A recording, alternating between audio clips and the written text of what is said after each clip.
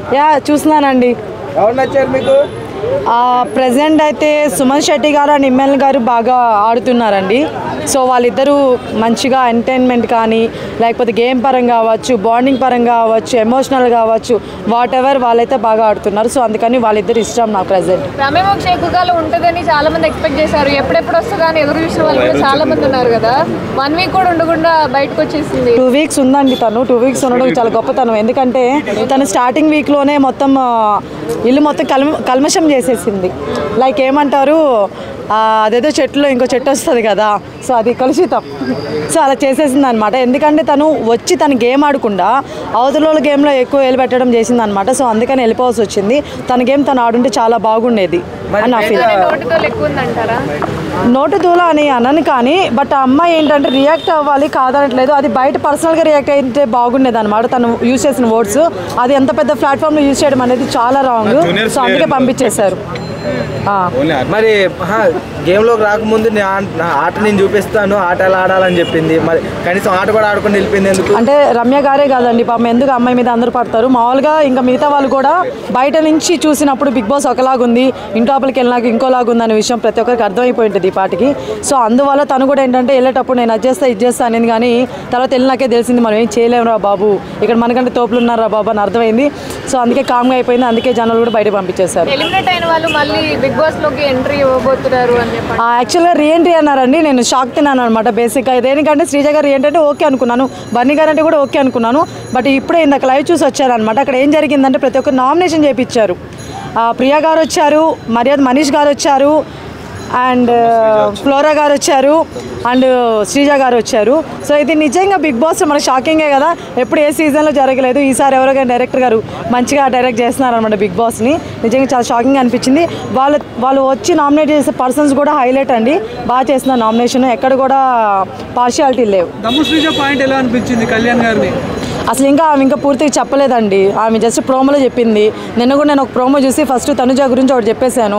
తర్వాత అంటే ఎపిసోడ్ చూసినాక వేరుంది. సో నో కామెంట్స్ అండి ఆ విషయంలో.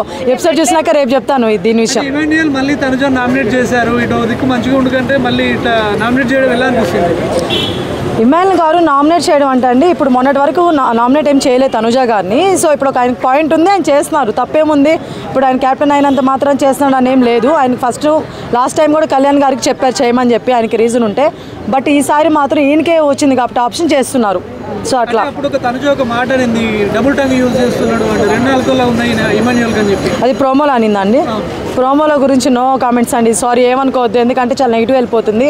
ఎపిసోడ్ ఈరోజు చూసినాక రేపు మాట్లాడుకుందాం దీని గురించి క్లారిటీగా. శ్రీజ వెళ్లే ముందు కళ్యాణ్కి చాలా సపోర్టివ్గా ఉంది. వచ్చేటప్పుడు ఇప్పుడు నామినేట్ చేయడానికి కారణం ఏంటంటారు? అంటే అదే అండి, మనం ఇప్పుడు పక్క నుంచి చూడడం ఒకలాగా ఉంటుంది, బయట నుంచి చూడడం ఒకలాగా ఉంటుంది. బయటకు వెళ్ళినాక తను మొత్తం చూసినట్టుంది. సో దాని తర్వాత తను వెళ్ళిన తర్వాత కూడా తనలో చేంజ్ ఉంది కదా కళ్యాణ్లో.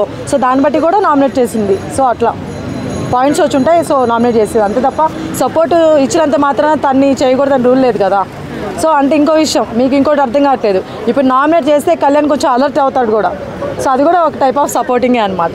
బయటకు వెళ్ళిపోతే ఇబ్బంది అవుతుంది నామినేట్ చేస్తే. వెళ్ళడండి, ఆ నమ్మకం వాళ్ళకు ఉంది కాబట్టి చేస్తున్నారు. వాళ్ళకంటే చాలా వీక్గా గేమ్ ఆడేవాళ్ళు, ఎంటర్టైన్మెంట్ చేసే వాళ్ళు ఉన్నారు హౌస్లో. సో ఇది వాళ్ళకి ఉంది కాబట్టి చేస్తున్నారు. దివ్యల మాధురి గారు భయపడుతున్నారండి, వెళ్ళిపోతానని భయపడుతున్నారండి.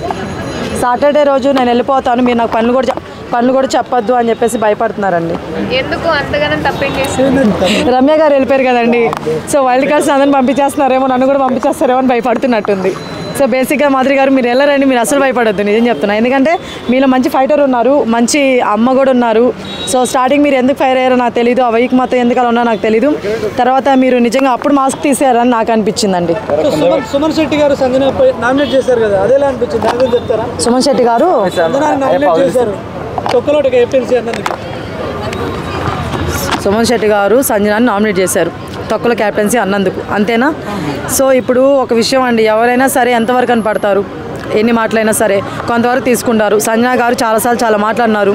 ప్రతి ఒక్కరు కూడా చాలామంది కామ్గానే ఉన్నారు ఇన్ని రోజులు. ఇంకా కూడా ఇదే రిపీటెడ్గా ఉంటే సో ఆ మనిషి తెలుసుకోవాలి కదా, తను తప్పని తను తెలుసుకోవాలి కాబట్టి చెప్పడంలో తప్పులేదని చెప్పేసి ఆయన చేస్తున్నారనమాట. సో ఆయన ఎప్పుడు కూడా రాంగ్ నామినేషన్స్ చేయలేదు. సో ఎప్పుడు కూడా కరెక్ట్గానే చేస్తుంటాను నేను అనుకుంటున్నాను. ఈసారి ఎవరు బయటకు వెళ్ళిపోతారు అనుకుంటున్నారు? ఈ వీక్ ఇంకా అవ్వలేదండి, చూద్దాం. కొంతమంది పేర్లు వచ్చాయి బయటికి, బట్ ఎక్స్ట్రాగా మళ్ళీ గౌరవ్ నేమ్ కూడా యాడ్ అయిందనమాట. ఫస్ట్ వచ్చిన నేమ్స్లో అయితే మాత్రం నేను రాము అని అనుకున్నాను, ఎందుకంటే మిగతా వాళ్ళందరూ చాలా టఫ్ ఇస్తారు ఫైట్. బట్ ఇప్పుడు మళ్ళీ సెకండ్ మళ్ళీ ఏంటంటే అప్డేట్ మనకి గౌరవ్ గారు కూడా వచ్చున్నారు. సో గౌరవ్ గారు బయట నుంచి వచ్చారు కాబట్టి ఆల్మోస్ట్ ఎక్కువ సపోర్ట్ ఉండదేమో, మన వాళ్ళు చేయరేమో అని నేను అనుకుంటున్నాను. సో అతను వెళ్ళిపోవచ్చేమో అనుకుంటున్నాను. బట్ చూద్దాం, ఈరోజు చూసిన తర్వాత రేపు మళ్ళీ దీని గురించి మాట్లాడదాం, ఎవరు వెళ్ళిపోతారు ఏంటనేది క్లారిటీగా. ఎంట్రీలో నామినేషన్ వేయడానికి వచ్చిన నలుగురిలో ఎవరు ఉంటారు అని అనుకుంటున్నారు బిగ్ బాస్ హౌస్లో? శ్రీజ గారు, మిగతా ముగ్గురు వెళ్ళిపోతారండి. ఆల్రెడీ ప్రియా గారిని అప్పుడే చేపించేసి పంపించేస్తారు మీరు వెళ్ళిపోవచ్చు అని చెప్పి. సో చూద్దాం శ్రీజ గారు కూడా ఉంచుతారా పంపించుతారా, సో రీఎంట్రీ అంటే ఇదేనా లేకపోతే ఏంటనేది చూద్దాం. హాయ్ అండి. సో బిగ్ బాస్ సీజన్ 9 ఈ వీక్లో ఎక్స్ కంటెస్టెంట్స్ వచ్చి కంటెస్టెంట్స్ని నామినేట్ చేశారు, ఎలా అనిపిస్తుంది? ఎవరు బాగా అనిపిస్తుంది, ఒకవేళ తప్పులు చెప్పి నామినేషన్ చేశారు, బాగానే అనిపిస్తుంది. అంటే ఎవరైతే ఎక్స్ కంటెస్టెంట్ శ్రీజ ఉన్నారో ఆవిడ వచ్చి డైరెక్ట్ పవన్ కళ్యాణ్ని నామినేట్ చేశారు. అసలు వాళ్ళిద్దరూ హౌస్లో ఉండేటప్పుడు చాలా క్లోజ్ ఫ్రెండ్స్ అనమాట. బట్ ఆవిడ డైరెక్ట్ పవన్ కళ్యాణ్ని నామినేట్ చేశారంటే ఎలా తీసుకోవచ్చు అంటారు? క్లోజ్ ఫ్రెండ్ అయితే తప్పు చెప్పకూడదా? క్లోజ్ ఫ్రెండ్ అయితే ఆయన చేసిన తప్పు కాబట్టి చెప్పింది. మంచి చేసినట్టే కదా ఫ్రెండ్కి, ఆయనకున్న తప్పు చెప్పినట్టే కదా. మరి ఆర్మీ మాట్లాడుకోవడం తప్పే కదా. అమ్మాయిలు పిచ్చి అని డైరెక్ట్గా చెప్పి నాకు కూడా మాట్లాడుకుని నోరు మూసుకొని ఎందుకు ఉన్నాడు? నాకు కూడా కోపం వచ్చింది. మాట్లాడుకునే ఉన్నాడు.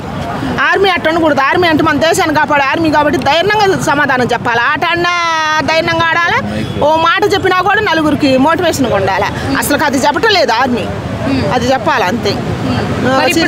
ఇప్పుడు నలుగురు వచ్చారు కదా ఎక్స్ కంటెస్టెంట్స్, వాళ్ళు ఇంకా రీఎంట్రీ ఇవ్వడానికి ఎవరు అర్హులు అనుకుంటున్నారు? ఎవరు వాళ్ళన్నా? వాళ్ళలో కాదు కానీ బర్నీ గారు అయితే అర్హుడు. బర్నీ గారు రాలేదు కదా, మరి రావాలని కోరుకుంటాను. నాతో పాటు అందరు కోరుకోండి బర్నీ గారు రావాలని. వస్తే మనం మాధురితో జడ్జ్ చేసి బిగ్ బాస్ నైఫ్ లేకపోవచ్చు.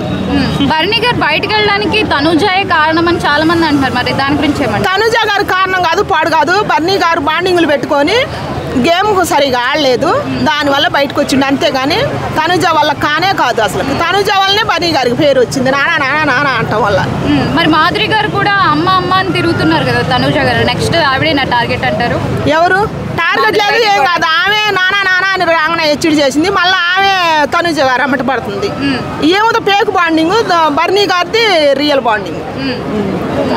ఇది దమ్ము శ్రీజ ఉండాలని కోరుకుంటున్నట్టుగా చాలా మంది అంటున్నారా? ఉండాలంటారా వద్దంటారా? దమ్ము శ్రీజ ఉన్నప్పుడేం పోవాలని చెప్పారు. మళ్ళీ ఉన్నా కూడా అదే కంటెంట్ గా ఇచ్చేది, వేరే కొత్తగా ఇవ్వదు కదా.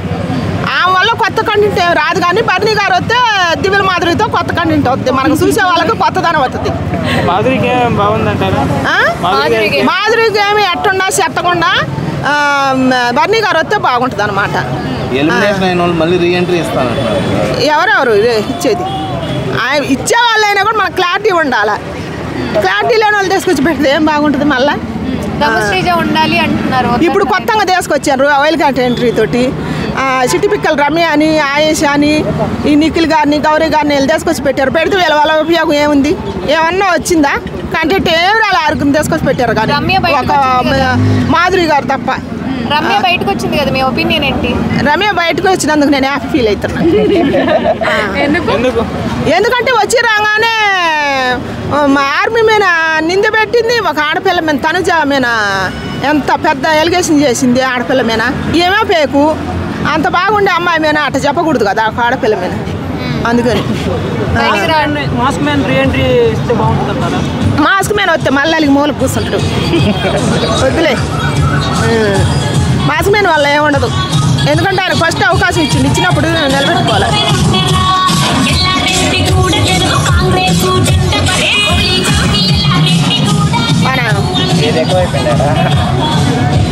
అంటే ఇలాంటి పార్టీస్ పాపులేషన్ ఎక్కువ పడతాయి. మీకు వాయిస్ తో కూడా ఇప్పటి వరకు తనుజ ఇమాన్యుయల్ అని అంటే బెస్ట్ పేర్ అన్నట్టుగా మనం బిగ్ బాస్ లో చూస్తున్నాం, కానీ ఇప్పుడు వాళ్ళిద్దరు అంటే బెస్ట్ ఫైర్ అన్నట్టుగా తయారయ్యారు వాళ్ళిద్దరు. ఏమంటారు? మంచి కంటెంట్ ఇచ్చారు, తయారయ్యే కాలే మనం జుట్లు పీక్కోవడం కానీ వాళ్ళు మనకు చూడటానికి మంచి కంటెంట్ ఇస్తారు అంతే. కామెడీ పరంగా కాకుండా మళ్ళీ మంచి కంటెంట్ కూడా బాగా ఇస్తారు, ఒక కామెడీ కాకుండా. మరి అటు ఇస్తేనే కదా చూసేది, పోటీలు పడి. ఇప్పుడు నిన్నటి దాకా సమాసంగా ఉండాలి, వీళ్ళు ఒకరు మేము ఒకరు దోసుకుంటారు అంటే మనం పిచ్చికి ఒకలా లేకబడి చూస్తాం. మరి మనకు కావాల్సిన ఎంటర్టైన్మెంట్ అదే కదా. స్క్రిప్టేనా ఇదంతా? కావాలనే చేస్తున్నారా? కావాలనే. మీ అంటే బిగ్ బాస్ అంటేనే ఎంటర్టైన్మెంట్, కావాలని కాకపోతే మరి ఇంకేం చేస్తారు? సుమన్ శెట్టి గారు ఎలా ఆడుతున్నారు? సుమన్ శెట్టి గారు మాత్రం ఈ వీక్ ఎలిమినేషన్ ఆమెని ఎవరినంటే సంజనా గారిని బాలే చేసిండు, నాకు బాగా నచ్చింది. తొక్కలో కెప్టెన్ అన్నందుకు, తొక్కలో కెప్టెన్ అన్నావు సిస్టర్ నన్ను అని చెబితే నేను ఎందుకు సారీ చెప్పిన కదా అన్న అని తిప్పుకుంటాను దావా. నువ్వు సారీ చెప్పినా కూడా చంపకేసి ఒకటి బిగి సారీ చెబితే ఓకే నా సిస్టర్, నువ్వు తొక్కలో కెప్టెన్ అన్నావు అందుకని నేను నామినేషన్ చేస్తానని చేసిండు గుద్దిండు కత్తి. బాగుంది. మంచి అనిపించిందా మీకు? బాగా అనిపించింది. ఒక్క మగాడు అనిపించింది సుమన్ శెట్టి. అంటే రీజన్ కరెక్ట్ చెప్పి చేసిండు. అంటే నిజంగానే కెప్టెన్ ఏం చెప్తే అది వినాలి కదా. సంజన వినుకోకుండా ఆమె చేసుకుంటూ పోయింది కదా, కెప్టెన్ పని వినలేదు. మరి ఆమె కెప్టెన్ ఉన్నప్పుడు అన్ని నేను చెప్పినట్టు వినాలన్నట్టే బిహేవ్ చేసింది కదా. అవును, మరి అందుకే మరి ఆమె పడ్డది. మరి నాగార్జున సార్ వచ్చినప్పుడు చెప్పింది కదా అన్ని ఎన్ని చెప్పినా ఆమె మార్చుకోదా, ఇది దివ్యల మాదిరికి కూడా చెప్పిండు కదా, రితు సోదరిని జుట్టుబట్టి నేలకేసుకోవడతానంటే నువ్వు తోపు అయితే బయట చూసుకో, బిగ్ బాస్ హౌస్లో కాదని. నాగార్జున సార్ బాగానే చెబుతుంది కానీ వీళ్ళకి మతం ఎక్కి అట్నే చేస్తారు కొంతమంది. ఎవరంటే దివ్యల మాదిరి, మరి సంజనా గారు, వీళ్ళు కొంతమంది.